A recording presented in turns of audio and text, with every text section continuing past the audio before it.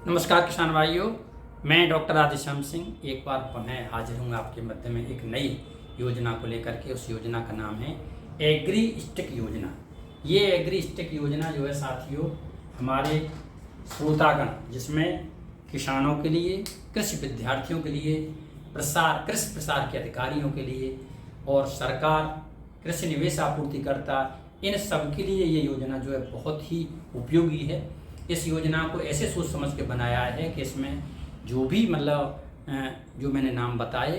इनके लिए ये योजना बहुत ही लाभकारी है। तो आइए समझते हैं कि ये योजना क्या है। साथियों, ये एग्री स्टिक योजना जो है नई योजना है। इस योजना में कि हमारा जो है जैसे किसानों के खेतों के किसानों के भूलेखों पर उनके द्वारा बोई जाने वाली फसलों का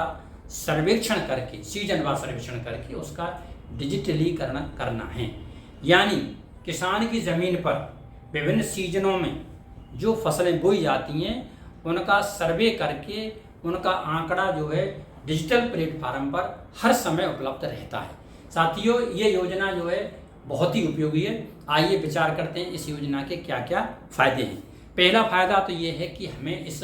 योजना से कृषि निवेश, जैसे आपका बीज है, उर्वरक है, पेस्टिसाइड है, सिंचाई की आवश्यकता है, यही नहीं हमें क्रेडिट यानी कितने ऋण की आवश्यकता है, इन सारी चीज़ों का ये हमें एग्री स्टिक योजना से, चूँकि इसमें प्रत्येक फसल का क्षेत्रफल हमें हर समय उपलब्ध रहता है, तो हमें उससे अनुमान लगा सकते हैं कि हमें उपरोक्त कृषि निवेशों की कितनी कितनी मात्रा में आवश्यकता है। साथ ही दूसरा फायदा इस योजना से है कि हमें जैसे ये फसल बीमा है, फसल बीमा का आकलन भी हम आसानी से कर सकते हैं, उसका सत्यापन भी आसानी से कर सकते हैं, क्योंकि इसका जो भी डाटा है वो हमें हमेशा उपलब्ध रहता है कि अमुक फसल का अमुक क्षेत्र में इतना रकबा है। तो इससे फसल बीमा का आकलन करने में और उसका सत्यापन करने में बहुत ही सुविधा रहती है। साथ ही तीसरा फायदा है ये जो है उत्पादकता का आकलन, यानी इस योजना से हमें कितनी प्रोडक्टिविटी मिल सकती है, कितना उत्पादन हो सकता है, चूँकि विभिन्न क्षेत्रों में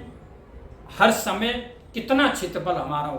उसमें उपलब्ध है, तो इसके आधार पर हम उसकी प्रोडक्टिविटी या आकलन या कितना उत्पाद होगा, इसका आसानी से हम इसकी एस्टीमेट यानी इसकी पता लगा सकते हैं। नंबर चौथा फायदा जो आपदा की स्थिति में राहत सामग्री में आसानी, यानी जैसे कोई भी आपदा, जैसे बाढ़ आ गई, भूकंप आ गई, आगजनी हो गई या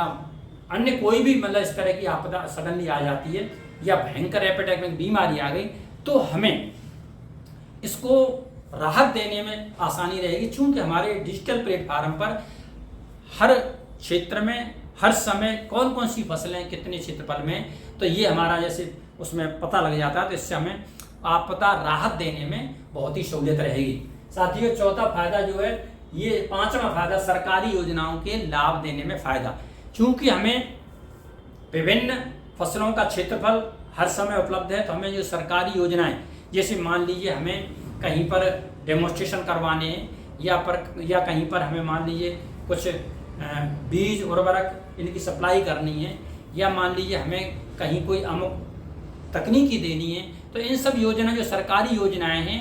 इन योजनाओं को वहाँ इम्प्लीमेंटेशन में बहुत ही सुविधा रहेगी। साथियों, छठवां फायदा जो है एमएसपी पर उत्पाद की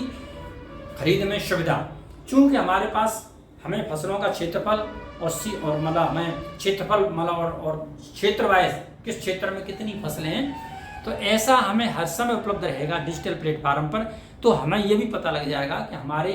अमुक क्षेत्र में कितना प्रोडक्शन होगा, तो इससे हम एमएसपी पर खरीद करने के लिए केंद्र स्थापित करके उसको आसानी से हम क्रय भी कर सकते हैं। तो यानी एमएसपी पर खरीद करने में बहुत ही आसानी इस एग्री स्टिक योजना से रहेगी। सातवां,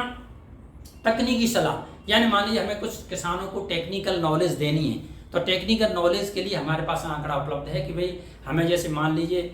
गेहूं के बारे में जानकारी देनी है, तो हमें पता लग जाएगा गेहूं की फसल कहाँ कहाँ कितने किस किसानों पर है, उनको बुला लेंगे, उससे बुला करके जो भी उन्हें तकनीकी जानकारी देनी है, तो उन्हीं किसानों को वहाँ इकट्ठा करके हमें ये सब नॉलेज दे देंगे। यही नहीं, हमें सरकारी किसी जैसे विकास खंडवार तहसीलवार में ये पता करना है कि यहाँ इन फसलों के किसान कितने हैं, क्या हैं, तो वो तकनीकी जो भी जानकारी देनी है, चाहे वो हमें यंत्रों का वितरण करना है, चाहे हमें पेस्टिसाइड वितरण करना है, चाहे हमें कीटनाशकों का, या जो भी कुछ तकनीकी बतानी है कि भाई इस तकनीकी से किसानों को लाभ हो, तो वो तकनीकी आसानी से हम किसानों को तक पहुंचा सकते हैं। साथियों, अगला जो है कीट रोग के सर्वेक्षण,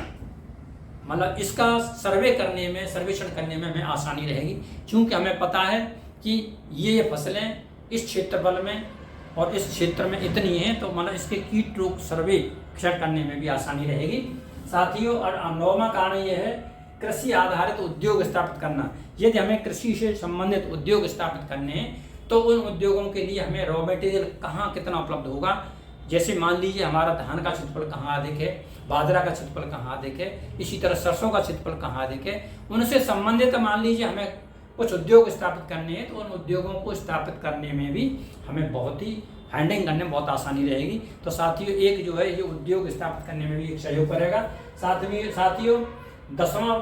बिंदु है जो कृषि निवेशकर्ता। जैसे कृषि निवेशकर्ता मान लीजिए बीजों की आपूर्तिकर्ता वाले हैं, या पेस्टिसाइड का आपूर्तिकर्ता वाले हैं, या फिर मान लीजिए यंत्रों के आपूर्तिकर्ता वाले हैं, या फिर जो भी कृषि निवेश की आपूर्ति करने वाले विभिन्न प्रकार के कृषि निवेश हैं,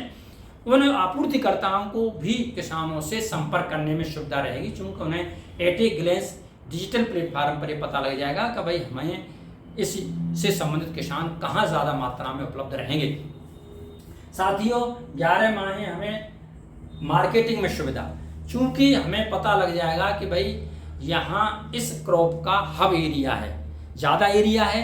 तो इसका मतलब ये है कि बाहर के मतलब खरीदार भी वहाँ आकर के खरीदारी के लिए किसानों से संपर्क हो सकते हैं। इसमें किसानों को भी फायदा रहेगा, ताकि मतलब उनको